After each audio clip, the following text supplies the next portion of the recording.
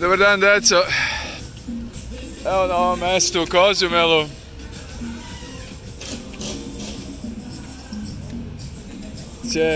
Evo baš tu.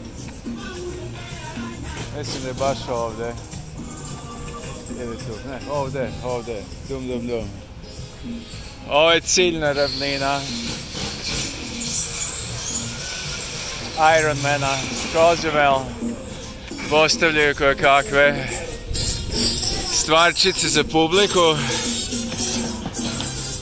Ne izgleda nešto naročito, ali verujte mi, nakon 140 milja, odnosno nekih, ne znam, 180 km, 200 i nešto koliko je već, bit će to jedna super avantura. Čičat je po 7. put. Nadam se, pošto je prvi put kad je pokušao, onda je završio u bolnici, ali 6 puta je uspeo, znači Čiča će po 7. put da proba Ironman i evo tu na ciljnoj ravnini nas čeka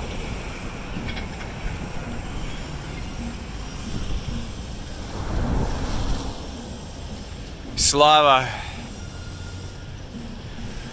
Kad prolazite kroz ciljnu ravninu, svaki put, znači ima 1500 učesnika, oko 1200 završi trku i svaki put kažu Vlatko Primorac, you are an Ironman. Kogod dođe pre vas, posle vas, svakome, bla bla bla, you are an Ironman. To je tradicija.